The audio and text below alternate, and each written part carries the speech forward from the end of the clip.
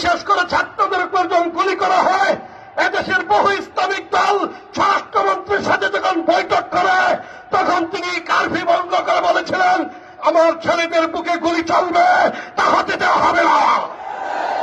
এমন ঘোষণা আর কেউ দিতে পারে নাই, আর কেউ দিতে পারে নাই। উনি যখন ফিল্ডে নেমেছেন তখনই সেনাবাহিনী বুঝেছে আর কাজ হবে না, আর কাজ হবে না, আর কাজ হবে না। তখনই স্বৈরাচারী সরকার দেশ ছেড়ে পালাতে বাধ্য হয়েছে। সুতরাং এদেশের স্বাধীনতা, এদেশের ইসলাম, সংখ্যালঘুদের অধিকার, এদেশের দুর্নীতি মুক্ত, সন্ত্রাস মুক্ত, দর্শন মুক্ত এই বাংলা করতে ইসলামী আইন, ইসলামী আন্দোলনের বিকল্প নাই, চরমনের পীরের বিকল্প নাই।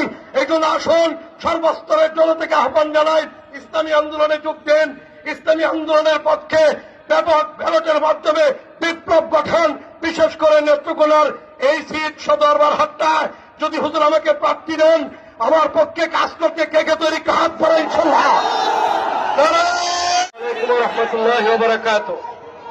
ইসলামী আন্দোলন বাংলাদেশ নেত্রকোনা জেলা শাখা কর্তৃক আয়োজিত আজকের এই গণসমাবেশে উপস্থিত আছেন, আজকের এই সমাবেশের সম্মানিত সভাপতি সাহেব উপস্থিত আছেন, এই বাংলাদেশের গণমানুষের, এদেশের স্বাধীনতার, এদেশের ইসলামের বীর সেনানী শাইখুল হাদিস আল্লামা ফয়জুল করিম দামাত বরকাতুহুল আলিয়া উপস্থিত আছেন, ইসলামী আন্দোলনের নেতৃবৃন্দ, জামাত ইসলামের নেতৃবৃন্দ উপস্থিত আছেন, আমার প্রিয় সাংবাদিক ভাই ও বন্ধুগণ, সর্বস্তরের নেতা ও কর্মীবৃন্দ, সম্মানিত মুসলমান ভাই ও বন্ধুগণ এবং এই দেশের সর্বস্তরের নাগরিক ভাই ও বন্ধুগণ, আমি বা আমরা বিএনপি করতে পারি, আওয়ামী লীগ করতে পারি, জাতীয় পার্টি করতে পারি।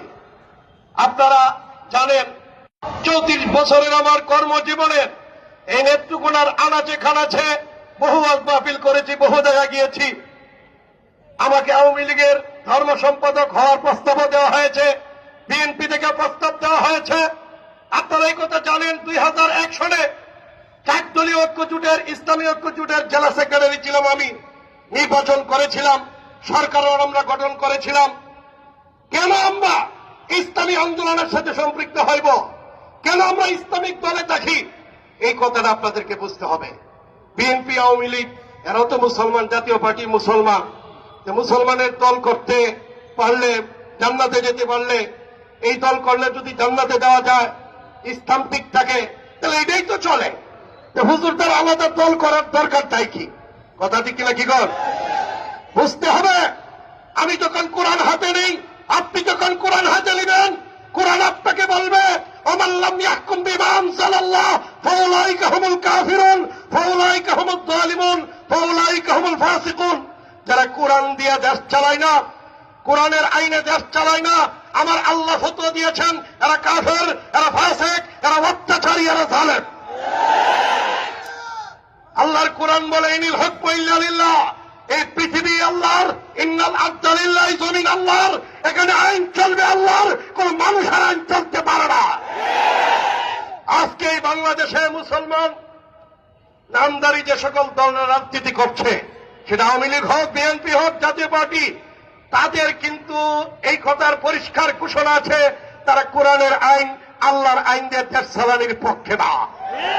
কিন্তু মানুষকে বাইল দেওয়ার লাগিল, ধোঁকা দেওয়ার লাগিল বলে কোরআন সুন্নাহ বিরোধী কোন আইন পাশ করব না। আপনারা জানেন 69-এর সময় আওয়ামী লীগ এই কথা বলেছিল, বিএনপি বারবার এই কথা বলে, আরে ভাই কোরআন সুন্নাহ বিরোধী আইন তোমরা করবে না, এই কথা বলো। বাংলাদেশের সংবিধানে কোরআনের বিরোধী যে আইন আছে এগুলো বাদ দিয়ে কোরআন দিয়ে দেশ চালাবো, তাহলে তো আমাদের দল বিলুপ্ত ঘোষণা করবো। কথা ঠিক কিনা বলেন?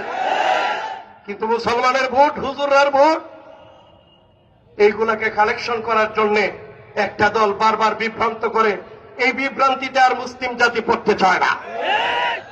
আরেকটা বিভ্রান্তি ছড়ায় যে ইসলামিক দল ক্ষমতা আসলে মহিলাদের বুরকা লাগাইতে হবে, দাড়ি রাখতে হবে, হিন্দু ভাই যারা সংখ্যালঘু এদের অধিকার খর্ব হবে।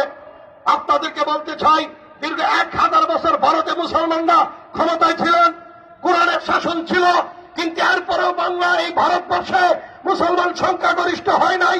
কথা ঠিক কিনা বলে? বাধ্য করা হয় নাই। ইসলাম কোন সময় মুসলমানকে ইসলাম গ্রহণ করতে বাধ্য করে না। আপনাদেরকে বলি, নেত্রকোনার ভাইরা, সাংবাদিক ভাইরা আছেন, বলেন তো দেখি, শ্যামলদা আছেন আমার এখানে, দীর্ঘ সময় এই ফেস্টামের সেক্রেটারি, বলেন কখনো এই নেত্রকোনার মাটিতে কোন আলেম হিন্দুর বাড়ি দখল করেছে, হিন্দুর কাছে চাঁদাবাজি করেছে? একটা রেকর্ড তাই। কথা ঠিক কিনা বলেন? আর বিগত 5 তারিখের পরে কত হিন্দু নির্যাতিত হয়েছে, কত হিন্দুর কাছে চাঁদা উঠানো হয়েছে, কত হিন্দু নেত্রকোনা ছেড়েছে, এই ইতিহাস আমাদের জানা আছে। সময় বলা হবে ইনশাআল্লাহ। সুতরাং এদেশের সংখ্যালঘুরা যদি শান্তিতে থাকতে চায়, একমাত্র পীর সাহেব চরমুনাইয়ের ছদ্মবরণে ওনার ছায়াতলেই শান্তিতে থাকতে পারে, আলেমদের কাছে শান্তি পাইতে পারে। আল্লাহ নবী সাল্লাল্লাহু আলাইহি ওয়াসাল্লাম বলেছেন, আল খালকু ইয়ালুল্লাহ, সমস্ত সৃষ্টি আল্লাহর পরিবার। এজন্য একজন হিন্দু, বৌদ্ধ, খ্রিস্টান, আমি ধর্মমতে বিশ্বাস করি, তারা আল্লাহকে সঠিকভাবে মানে না। আল্লাহ মানে, কিন্তু আল্লাহর সাথে অংশীদারি করে আল্লাহ মানে। একমাত্র নাস্তিক ছাড়া যারা গড ইজ নাথিং, আল্লাহ বলতে কিছু নেই, বাকি সবাই আল্লাহকে মানে, হয়তো শিরিক করে। আমি বলতে চাই, আল্লাহর নবী বলেছেন সবাই আল্লাহর সৃষ্টি, যারা মুসলমান খোদাদ্রোহী তাদেরকে আল্লাহ খাওয়ায়। আর আসুলতানু যিল্লুল্লাহি ফিল আরদ, রাজা হলো আল্লাহর ছায়া। সেই আল্লাহর ছায়া রাষ্ট্রপতি, ইসলামী শাসক, তার ছদ্মবরণের, তার ছায়ায় সমস্ত প্রাণী জগৎ শান্তিতে থাকে। আজ এই শান্তি যারা ব্যক্তিগতায় চাঁদাবাজি করে, সন্ত্রাস করে, দুর্নীতি করে, 53 বছর যারা ক্ষমতা ছিল এরা এগুলো করেছে, এদেরকে আর ক্ষমতায় দেখতে চাই না। এই নেত্রকোনার মাটিতে রাস্তাঘাটের কি অবস্থা আপনি দেখেন। হাসপাতাল, একটা আধুনিক হাসপাতাল, দেখিয়ে দেখেন পানির ফিক আর লেদা আর নোংরা অবস্থা। কি জন্য? হাসপাতালে ফ্রি চিকিৎসা নাই, ওষুধগুলো বিক্রি করা হয়। এই শহরের একটা ভালো ড্রেনেজ ব্যবস্থা নাই, স্কুল কলেজের ভালো ব্যবস্থা নাই, দুর্নীতি, অত্যাচার আর চাঁদাবাজি মুক্ত একটা আধুনিক নেত্রকোনা করতে আলেমদের সাথে হাত মেলান, আলেমদেরকে নির্বাচিত করুন। সামনের সংসদ নির্বাচনে ইনশাল্লাহ হাত পাকাপাকে জয়যুক্ত করে চরমনের হুজুরের সাথে থাকবো। আপনারা জানেন, আওয়ামী লীগের আমলে হুজুর ইচ্ছা করলে এমপি হইতে পারতেন। আওয়ামী লীগ সরকার কিন্তু তাদের কাছে ধর্ণা দেন নাই, স্বাধীন সত্তা বজায় রেখেছেন। বিশেষ করে ছাত্রদের উপর যখন গুলি করা হয়, এদেশের বহু ইসলামিক দল স্বরাষ্ট্রমন্ত্রীর সাথে যখন বৈঠক করে, তখন তিনি কারফিউ ভঙ্গ করে বলেছিলেন, আমার ছেলেদের বুকে গুলি চলবে, তা হতে দেওয়া হবে না। এমন ঘোষণা আর কেউ দিতে পারে নাই, আর কেউ দিতে পারে নাই। উনি যখন ফিল্ডে নেমেছেন, তখনই সেনাবাহিনী বুঝেছে আর কাজ হবে না, আর কাজ হবে না, আর কাজ হবে না। তখনই স্বৈরাচারী সরকার দেশ ছেড়ে পালাতে বাধ্য হয়েছে। সুতরাং এদেশের স্বাধীনতা, এদেশের ইসলাম, সংখ্যালঘুদের অধিকার, এদেশের দুর্নীতি মুক্ত, সন্ত্রাস মুক্ত, দর্শন মুক্ত এই বাংলা করতে ইসলামী আইন, ইসলামী আন্দোলনের বিকল্প নাই, চরমনের পীরের বিকল্প নাই। এই জন্য আসুন, সর্বস্তরের জনতাকে আহ্বান জানাই, ইসলামী আন্দোলনে যোগ দেন। ইসলামী আন্দোলনের পক্ষে ব্যাপক ব্যালটের মাধ্যমে বিপ্লব গঠন, বিশেষ করে নেত্রকোনার এই সিট সদরবার হাট্টায় যদি হুজুর আমাকে প্রার্থী দেন, আমার পক্ষে কাজ করতে কে কে তৈরি, হাত পড়ে ইনশাল্লাহ।